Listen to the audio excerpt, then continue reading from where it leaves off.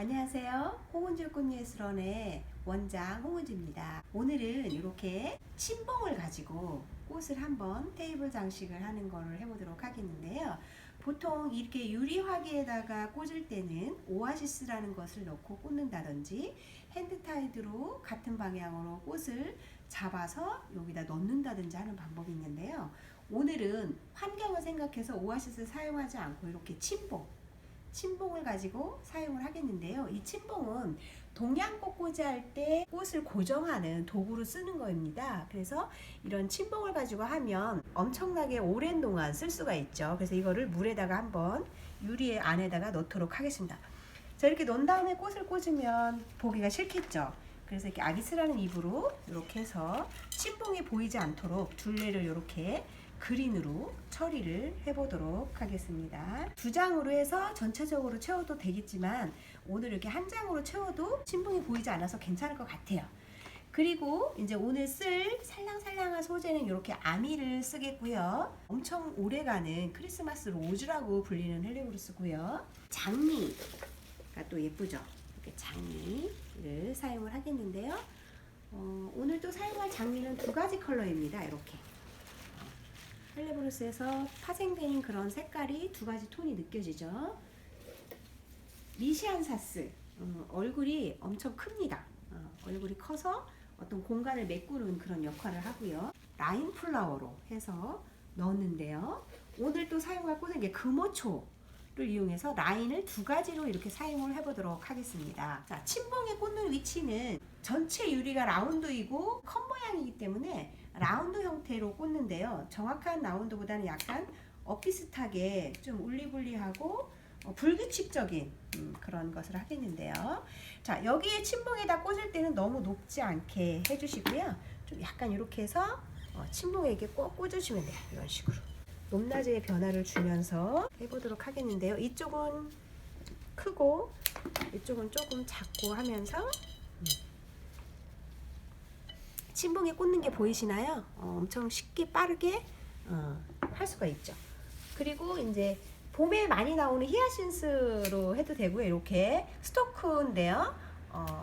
많이 달린 꽃을 해서 이렇게 가장자리를 메꿔주시는 그런 역할로 해서 좀 커 보이는 듯한 그런 느낌으로 표현을 해주시면 좋을 것 같아요.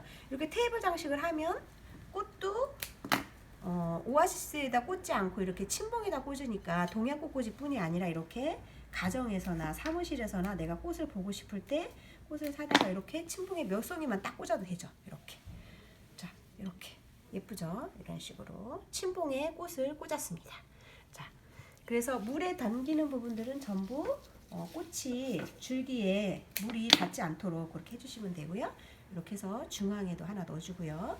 자, 얼굴이 큰 이 리시안사스를 한번 넣어보도록 하겠습니다. 면적이 크기 때문에 이 면적이 큰 거를 좌측이나 우측으로 넣어주시면 될 것 같아요. 자, 이렇게 해서 꽂아주시고요. 보통 보면은 꽃을 사실 때 소재를 유칼이라든가 편백이라든가 소재를 사시기도 하는데요. 이 자체에 있는 이파리를 사용을 하셔도 될 것 같아요. 그리고 이렇게 해서 이제 고기를 메꿔주는 그런 역할을 이렇게 하시면 되겠습니다. 자, 그리고 난 다음에 이제 장미 중에서도 좀 이렇게 얼굴이 색이 좀 진한 거를 조금 키를 낮게 해주시고요. 가시는 전부 이렇게 정리를 해주시고요. 입은 큰 입을 따시고 이렇게 해서 놔주시면 되고요. 이 겉꽃잎은 지저분하지가 않기 때문에 그냥 그대로 놓으시면 꽃이 오래도록 간답니다. 겉꽃잎을 딱 따는 순간부터 이제부터는 개화를 해야 되는가 보다 해서 꽃이 빨리빨리 핀다고 하듯 같은 꽃이 서로 안 만나게 해주셔서 꽂아주시면 되고요. 오아시스에다 꽂는 것보다 훨씬 쉬워요. 그래서 겉꽃잎을 요거는 지저분한 거는 이렇게 떼주시면 돼요. 떼서 마찬가지로 이렇게 해서 침봉에다 꽂으시면 돼요. 침봉에다 꽂았죠.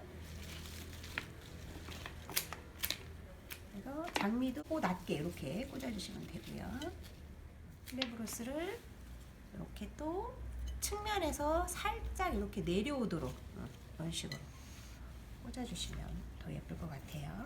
자, 이것도 마찬가지로 이렇게 해서 살짝 내려.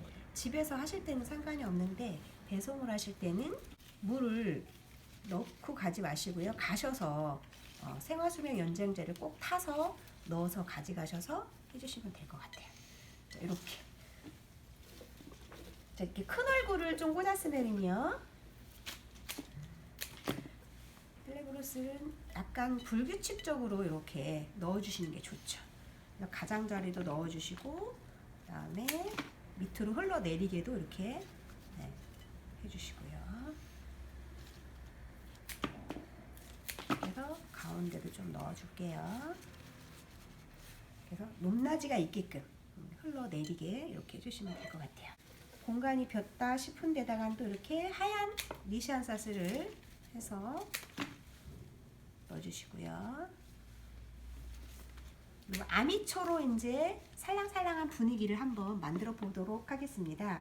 사방으로 해서 꽂아주시면 될 것 같아요. 바깥쪽으로도 꽂아주시고 안쪽으로도 이렇게 꽂고요.